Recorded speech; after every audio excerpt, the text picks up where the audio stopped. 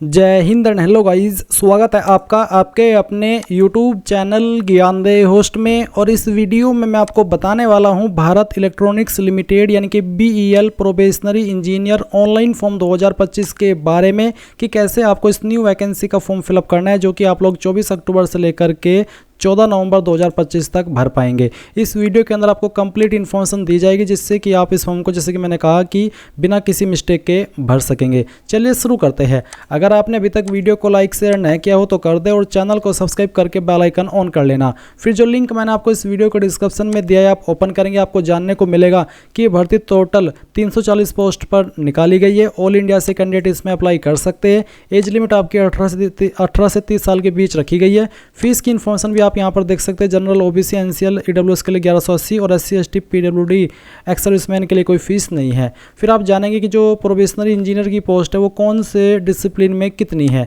इसके बाद आपको कैटेगरी वाइज वैकेंसी देखने को मिलेगी। फिर आप यहाँ पर डिसिप्लिन वाइज क्वालिफिकेशन की जानकारी जानेंगे। एंड गाइज, आप यहाँ पर जो पहले सो पोस्टिंग है, इनके कहाँ कहाँ पर आपकी पोस्टिंग होगी, उन लोकेशन को भी देख सकते हैं। इसी के साथ में आप यहाँ पर सिलेक्शन प्रोसेस के बारे में जानेंगे कि आपका सिलेक्शन प्रोसेस क्या रहेगा। और आपका सिलेबस भी यहाँ पर आपको बताया गया है कि सिलेबस के बारे में इन्फॉर्मेशन आपको कहाँ से मिलेगी। ये सब इन्फॉर्मेशन चेक करने के बाद अगर आप इसमें अप्लाई करने के लिए एलिजिबल है और आपका इंटरेस्ट है तो आप इंपॉर्टेंट लिंक के सेक्शन में आएंगे और अप्लाई ऑनलाइन लिंक ओपन करेंगे। अब गाइज, आपके सामने यहाँ पर कुछ ऐसा इंटरफेस आ जाएगा। बेसिकली ये आपकी ऑफिशियल वेबसाइट है जहाँ से आपको फॉर्म अप्लाई करना है। यहाँ पर आ जाने के बाद में आप सबसे पहले रजिस्टर, इसके ऊपर क्लिक करेंगे। आपके सामने यहाँ पर इस तरह से प्रोसेसिंग होगी जहाँ पर आपको ब्राउजर रिकमेंड किए जाएंगे। तो आप यहाँ पर स्क्रॉल करके नीचे की तरफ आएंगे और पोस्ट नेम में आपको सेलेक्ट करना है कि आप प्रोबेशनरी इंजीनियर के किस डिसिप्लिन पर अप्लाई करना चाहते हैं। मैं आपको एक बार नोटिफिकेशन से दिखा देता हूं कि कौन से डिसिप्लिन में कितनी वैकेंसी और वो किस कैटेगरी में है। जैसे कि आप देख सकते हैं प्रोबेशनरी इंजीनियर E2 और जो आपके यहाँ पर डिसिप्लिन है वो भी आपको मेंशन किए गए हैं। तो आपको सेलेक्ट कर लेना है कि आपको किस पर अप्लाई करना है। जिस पर भी अप्लाई करना है वही आप यहाँ पर सेलेक्ट कर लीजिए। तो चलिए हम यहाँ पर आते हैं और उसको सेलेक्ट कर लेते हैं। उसके बाद आप देखेंगे कैंडिडेट एप्लीकेंट फुल नेम। तो जो भी आपका फुल नेम है 10th के सर्टिफिकेट के अकॉर्डिंग अंग्रेजी के बड़े अक्षरों के अंदर फिल कर देना। उसके बाद आप यहाँ पर आपका मोबाइल नंबर डालेंगे 10 डिजिट का, उसको दोबारा डाल करके वेरीफाई कर देंगे। अल्टरनेट मोबाइल नंबर के अंदर अगर आप कोई अन्य नंबर भी यूज करते हैं तो आप वो नंबर यहाँ पर डालेंगे, नहीं तो आप चाहे तो इस ऑप्शन को खाली छोड़ सकते हैं। फिर आप आपका ईमेल एड्रेस यहाँ पर डालेंगे। ईमेल एड्रेस को दोबारा डाल करके वेरीफाई कर देंगे। फिर आप जनरेट OTP के ऊपर क्लिक करेंगे। आपको यहाँ पर OTP मिलेंगे आपके ईमेल और नंबर के ऊपर। तो आप यहाँ पर OTP डाल करके वेरिफिकेशन कर देना। उसके बाद आप यहाँ पर डिक्लेरेशन के नीचे आई एग्री के ऊपर क्लिक करेंगे। ये कैप्चा कोड डालेंगे और रीवेरीफाई इसके ऊपर क्लिक करेंगे। रीवेरीफाई के ऊपर क्लिक करने के बाद आपने यहाँ पर जो भी इन्फॉर्मेशन भरी है, जैसे कि पोस्ट नेम, आपका नाम, ईमेल एड्रेस और नंबर, ये आपको डबल चेक करने के लिए इनबॉक्स के ऊपर टिक करना है। इनके ऊपर टिक करने का मतलब यही है कि आपने इनको डबल चेक कर लिया है और आपके अकॉर्डिंग सभी इन्फॉर्मेशन ये वाली सही है। अब आप यहाँ पर सबमिट के ऊपर क्लिक करके आई एग्री कर देंगे। इसके बाद यहाँ से ओके करेंगे और फिर आप देखेंगे कि जो आपका रजिस्ट्रेशन है वो सक्सेसफुल हो चुका है।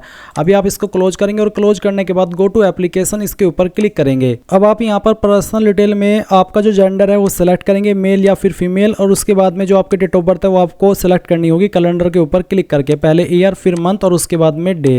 एंड देन आप यहाँ पर नेशनलिटी के अंदर सिटीजन ऑफ इंडिया सेलेक्ट कर लेंगे। और रिजर्वेशन कैटेगरी के अंदर आप बताएंगे कि आपकी कास्ट कैटेगरी कौन सी है, जैसे कि जनरल या फिर EWS या फिर OBC NCL या फिर SC या फिर ST। तो जो भी है वो आप सेलेक्ट कर लेना। वैसे तो मैं OBC में आता हूँ बट मैं ये फॉर्म डेमो के लिए भर रहा हूँ। तो अगर मैंने इसमें OBC सेलेक्ट करके आगे बढ़ा तो मुझे पेमेंट करना होगा, तभी जा करके मैं आपको पूरा प्रोसेस दिखा पाऊंगा। बट गाइज, मैं ये फॉर्म डेमो के लिए भर रहा हूँ, कोई रियल में नहीं भर रहा हूँ। यहाँ पर सभी इन्फॉर्मेशन मैं वैसे ही रैंडमली भर रहा हूँ। तो इसलिए मैं यहाँ पर SC ST सेलेक्ट करने वाला हूँ ताकि मुझे कोई फीस ना पे करनी पड़े और मैं आपको पूरा प्रोसेस भी दिखा पाऊँ। मैं फिर से बता दूँ, बहुत सारे कैंडिडेट ये कहते हैं कि रिजर्वेशन का फ़ायदा लेने के लिए SC ST सेलेक्ट किया। ऐसा कुछ नहीं है। मैं कोई भी फॉर्म रियल में नहीं भरता, किसी भी फॉर्म की तैयारी नहीं करता, बस आपको भरने के सिखाने के लिए ही वीडियो बनाता हूं। तो आप मेरी इन्फॉर्मेशन पर ना जा करके ये देखिए कि कैसे डिटेल्स भरी है, कहां पर क्या भरा है और जो मैंने समझाया वो समझिए। अब यहां पर जो आपकी कुछ और इन्फॉर्मेशन है वो आप दीजिए, जैसे कि फादर नेम। तो जो भी फादर नेम है वो आप 10th के सर्टिफिकेट के अकॉर्डिंग डाल देना। उसके बाद में आपका मदर नेम एंड देन फिर जो आपका मैरिटल स्टेटस है वो भी आपको यहाँ पर सिलेक्ट कर लेना है। इसके बाद आप यहाँ पर देखेंगे टेस्ट सिटी प्रेफरेंस। तो आप यहाँ पर जो सिटी की प्रेफरेंस है वो देंगे। इन सिटी में ही आपका एग्जाम होगा। तो जहाँ पर आप पहली चॉइस देना चाहते हो सेलेक्ट कर लीजिए। सेकंड चॉइस किस सिटी को देना चाहते हैं वो आप सेलेक्ट कर लीजिए, थर्ड चॉइस किसको देनी है, फोर्थ चॉइस किसको देनी है और फिफ्थ चॉइस किसको देनी है वो भी आपको सेलेक्ट कर लेना है। ये सेलेक्ट करने के बाद नीचे की तरफ इंटरव्यू सिटी प्रेफरेंस भी आपको देनी है, तो आप यहाँ पर इन्हीं दो लोकेशन पर इंटरव्यू दे पाएंगे, तो कोई एक सिटी सेलेक्ट कर लीजिए। उसके बाद पैलेस ऑफ पोस्टिंग, तो अगर आपका सिलेक्शन हो जाता है तो आप पैलेस ऑफ पोस्टिंग पर किस सिटी को पहली प्रेफरेंस देना चाहते हैं वो आप आपकी चॉइस के अकॉर्डिंग सेलेक्ट कर लीजिए। तो चलिए यहाँ पर इस तरह से सेलेक्ट कर लेना है। उसके बाद नियरेस्ट रेलवे स्टेशन, आपका नज़दीकी रेलवे स्टेशन कौन सा है, जो भी रेलवे स्टेशन है वो आप यहाँ पर एंटर कर देना। उसके बाद आप यहाँ पर देखेंगे are you a person with minimum 40% disability, अगर आप ऐसे पर्सन है जिसकी 40% मिनिमम डिसेबिलिटी है तो यस करिए, अगर आप बिल्कुल ठीक ठाक है तो नो कर दीजिए। उसके बाद बैंक डिटेल में आप यहाँ पर नेम ऑफ अकाउंट होल्डर, किसके नाम पर बैंक अकाउंट है वो आप यहाँ पर डालेंगे। आपको बोला है kindly provide the details for the other bank account in which, यानी कि अगर आपका सवाल ये कि क्या मैं अगर किसी और का बैंक अकाउंट मेरे पास है वो भी दे सकता हो, तो हाँ आप दे सकते हैं, और खुद का बैंक अकाउंट है तो वो भी आप दे सकते हैं। तो पहले तो आप यहाँ पर किस नाम पर बैंक अकाउंट है उसका नाम एंटर कर देंगे, और उसके बाद में बैंक का नाम यहाँ पर डालेंगे, जो भी आपका बैंक का नाम है वो आप यहाँ पर एंटर कर देना। फिर आप यहाँ पर बैंक ब्रांच कौन सी है वो भी आपको यहाँ पर डाल देनी है। ये डिटेल्स आपको आपकी पासबुक और चेकबुक के ऊपर देखने को मिल जाती है। फिर आप आपका बैंक अकाउंट नंबर डालेंगे और एफएससी कोड डालेंगे, या एफएससी कोड भी आपको पासबुक और चेकबुक के ऊपर मिल जाएगा। इसके बाद यहाँ पर ex service man employ detail, are you an ex service man, candidates who have served army navy air force, ex service man army navy air force के ही होने चाहिए, किसी अन्य डिपार्टमेंट के नहीं। तो अगर है तो यस कर दीजिए, नहीं तो नो करेंगे। डिपार्टमेंटल एम्प्लॉय, क्या आप एक इटर्नल कैंडिडेट है यानी कि परमानेंट एम्प्लॉय है बीईएल के, अगर हाँ तो यस, नहीं तो नो कर दीजिए, और फिर आप सेव एंड नेक्स्ट के ऊपर क्लिक करेंगे। अब आपके सामने यहाँ पर कम्युनिकेशन डिटेल यानी कि एड्रेस की इन्फॉर्मेशन आ चुकी है। तो कोरस्पोंडेंस एड्रेस आपको पहले देना होगा। कोरस्पोंडेंस एड्रेस का मतलब होता है प्रेजेंट एड्रेस, तो जो आपका प्रेजेंट एड्रेस है वो आप यहाँ पर लाइन 1 और 2 के अंदर डाल देना।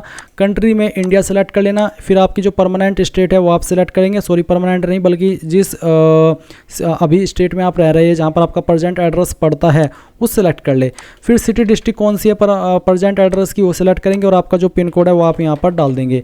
नीचे एक लाइन है कि is permanent address same as correspondence address, यानी कि क्या आपका परमानेंट एड्रेस और प्रेजेंट एड्रेस एक ही है।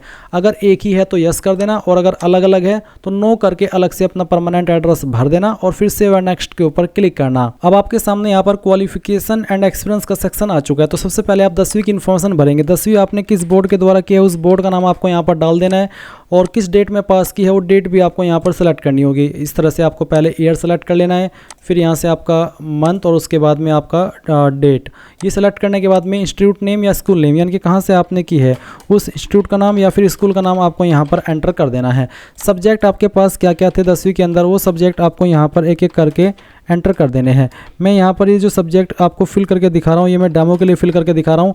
आप आपके यहाँ पर सभी सब्जेक्ट डालेंगे। गाइज आपको यहाँ पर आपके ऐसा नहीं करना है कि बेस्ट ऑफ 5 या बेस्ट ऑफ 4 डालें। आप जो भी आपके पास सब्जेक्ट है सभी चाहे 5 थे चाहे 6 थे वो आप यहाँ पर पूरे के पूरे फिल करना। उसके बाद में नंबर किसके अंदर थे, परसेंटेज या सीजीपीए। अगर सीजीपीए तो आप यहाँ पर कितनी सीजीपीए आपको आई थी वो डालेंगे और टोटल सीजीपीए क्या थी। और अगर आपके नंबर परसेंटेज में थे तो आपको बताना कि कितने नंबर आपको आए थे और कितने में से आए थे वो आप मैक्सिमम मार्क्स में फिल करेंगे और परसेंटेज आपकी कैलकुलेट कर ली जाएगी। इसके बाद सेम वे में आप यहाँ पर आपकी 12वीं की इन्फॉर्मेशन भरेंगे, 12वीं का बोर्ड देंगे। उसके बाद में कब आपने आपकी 12वीं पास कर ली थी वो साल आपको यहाँ पर सेलेक्ट कर लेना है। फिर यहाँ से आपका मंथ और उसके बाद में डेट। फिर आपको यहाँ पर सेम वे में बताना कि कहाँ से आपने आपकी 12वीं की है उस स्कूल कॉलेज का नाम आप यहाँ पर डाल देंगे। सब्जेक्ट आपके पास क्या थे उन सब्जेक्ट के नाम भी आपको यहाँ पर एक एक करके इसी तरह से एंटर कर देने हैं। चाहे आपके पास 4 थे चाहे 5 थे, जो भी सब्जेक्ट थे बेसिकली वो आप यहाँ पर भर दीजिए। फिर किसके अंदर नंबर है वो डालेंगे और कितने नंबर आपको आए थे और कितने में से आए थे वो आप यहाँ पर फिल करेंगे। इसके बाद आती है essential qualification. Essential qualification means वो क्वालिफिकेशन जिससे कि आप आपके इस डिसिप्लिन पर अप्लाई करने के लिए एलिजिबल हो रहे हैं। तो आप यहाँ पर स्ट्रीम में बताइए कि आपके पास इनमें से कौन सी क्वालिफिकेशन है, BTech, BSc, इंजीनियरिंग, MIA। तो बेसिकली जो भी है वो आप सेलेक्ट कर लेना। इंस्टीट्यूट नेम, यूनिवर्सिटी नेम, तो कौन से इंस्टीट्यूट से या फिर कौन सी यूनिवर्सिटी से आपने क्वालिफिकेशन किया उसका नाम आप यहाँ पर डाल देना। रिजल्ट क्लास किसके क्या था, फर्स्ट सेकंड या पास। फर्स्ट वो होता है जिनके 60+ परसेंटेज होते हैं, जिनके 45 से लेकर के 59 के बीच में होते हैं वो सेकंड, और जिनके 33 से लेकर के 45 के बीच में रहते हैं वो पास क्लास में आते हैं। अब आप स्पेशलाइजेशन सेलेक्ट कर लेना। इनमें से जो भी आपका स्पेशलाइजेशन है वो आप सेलेक्ट कर लीजिए। उसके बाद नंबर आपके किसके अंदर है वो आप सेलेक्ट कर लेंगे। अगर परसेंटेज तो परसेंटेज, और परसेंटेज सेलेक्ट करने पर आपको बताना होगा कि कितने नंबर आपको आए थे। ये नंबर मैं आपको यहाँ पर डेमो के लिए फिल करके दिखा रहा हूँ, आप आपके रियल नंबर यहाँ पर एंटर करना और उसके बाद में कितने नंबर आपको आए थे वो आप यहाँ पर, यानी कि ये नंबर कितने में से आए थे वो आप यहाँ पर मैक्सिमम मार्क्स में फिल कर देंगे। डेट ऑफ पासिंग, कब आपने इस क्वालिफिकेशन को पास कर लिया था वो डेट भी आप यहाँ पर इस तरह से सिलेक्ट कर लीजिएगा। उसके बाद में आप यहाँ पर नीचे की तरफ देखेंगे अदर क्वालिफिकेशन, तो अगर आपके पास कोई अन्य क्वालिफिकेशन है उसकी जानकारी भर दीजिए। फिर वर्क एक्सपीरियंस अगर कोई है आपके पास तो दे दीजिएगा, नहीं तो यहाँ पर आप इसको खाली छोड़ सकते हैं क्योंकि एक्सपीरियंस कंपलसरी नहीं है। Do you have working experience, अगर हाँ तो यस, और यस करने के बाद जैसे कि मैंने अभी आपको बताया कि आप एक्सपीरियंस की इन्फॉर्मेशन दे सकते हैं, जहाँ पर आपको नेम ऑफ दी ऑर्गेनाइजेशन के अंदर कंपनी का नाम देना होगा और टाइप ऑफ ऑर्गेनाइजेशन सेलेक्ट करना होगा। पोस्ट हेल्ड में किस पोस्ट पर आकर के काम किया वो बताना होगा। स्टार्ट डेट ऑफ सर्विस में कौन सी डेट में आपने जॉब ज्वाइन की थी वो, और फिर वर्क एंड डेट या फिर टिल डेट वो आपको बताना कि कब तक आपने जॉब की थी। पे स्केल या फिर सिटी से कितना मिलता था। ब्रीफ वर्क रेस्पॉन्सिबिलिटी यानी कि थोड़ा शॉर्ट में बताना कि किस तरह का काम आप करते थे। एम्प्लॉयमेंट टाइप क्या था, रेगुलर या कॉन्ट्रैक्ट, वो आप बता देंगे। बट अगर आपके पास कोई एक्सपीरियंस नहीं है तो कोई बात नहीं, सिंपली नो कर दीजिए और यहाँ पर सेव एंड नेक्स्ट के ऊपर क्लिक कर दीजिए और फिर यहाँ से आप ओके करेंगे। अब आपको यहाँ पर डॉक्यूमेंट एंड पेमेंट का सेक्शन मिलेगा जिसमें कि आप फोटो अपलोड करेंगे, तो क्लिक है टू अपलोड के ऊपर क्लिक कीजिए। जान लीजिए आपका फोटो 3 महीने से पुराना नहीं होना चाहिए, साइज 100 KB से लेके 200 KB के बीच में रहना चाहिए। तो ब्राउज टू अपलोड इसके ऊपर क्लिक कीजिए, जहाँ पर आपकी फ़ोटो फाइल है वो आपको सेलेक्ट कर लेनी है और उसके बाद में ओपन करना है। फिर आप यहाँ पर इसमें इसको क्लोज करेंगे और व्यू के ऊपर क्लिक करके व्यू भी कर लेंगे। उसके बाद आप आपका सिग्नेचर अपलोड करेंगे, क्लिक है टू अपलोड के ऊपर क्लिक कीजिए। सिग्नेचर आपका 80 से 150 KB के बीच में होना चाहिए और बोला कि this signature must be signed only by the applicant and do not by any other person, यानी कि कैंडिडेट के द्वारा ही साइन किया जाना चाहिए, किसी अन्य कैंडिडेट के द्वारा नहीं। और आपका जो सिग्नेचर है व्हाइट पेपर के ऊपर ब्लैक इंक पेन के द्वारा होना चाहिए, तो ये ध्यान रखना है आपको।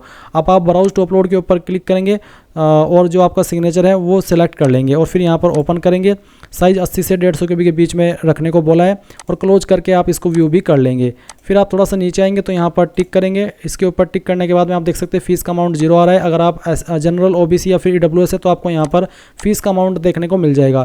अब आप यहाँ पर इन सभी के ऊपर टिक कर देना। कोई अन्य डॉक्यूमेंट आपसे अपलोड करने को नहीं बोला है, बस आपका फ़ोटो सिग्नेचर ही मांगा है, तो ये करिए। और उसके बाद आप यहाँ पर प्रीव्यू के ऊपर क्लिक करके जो भी जानकारी आपने भरी अभी तक वो सभी चेक कर लेंगे। जब आप प्रीव्यू चेक कर ले और आप पूरी तरीके से सेटिस्फाई हो जाए कि सभी इन्फॉर्मेशन सही है तो ही आप सबमिट के ऊपर क्लिक करना, आई एग्री करना और आप देखेंगे कि आपका फॉर्म फाइनल सबमिट हो चुका है। जो कैंडिडेट इस फॉर्म को जनरल OBC से भर रहे हैं उनको इसके बाद में पेमेंट के पेज पर ट्रांसफ़र किया जाएगा जब मैंने अभी सबमिट किया फाइनल। और जब आप अपनी फीस जमा कर देंगे ऑनलाइन माध्यम में किसी भी माध्यम का इस्तेमाल करके तो ही आपके सामने ये वाला इंटरफेस आएगा और तो ही आप अपने फॉर्म का फाइनल प्रिंट आउट ले पाएंगे। आप यहाँ पर प्रिंट के ऊपर क्लिक करके आपके पास अगर अभी प्रिंटर मौजूद नहीं है तो इसको PDF के रूप में सेव कर लेंगे और बाद में प्रिंट करा लेंगे। इस तरह से गाइज आप लोग BEL प्रोबेशनरी इंजीनियर यानी कि PE ऑनलाइन फॉर्म 2025 भर पाएंगे। आई होप ये प्रोसेस आपको पसंद आया होगा। So thanks for watching. जय हिंद।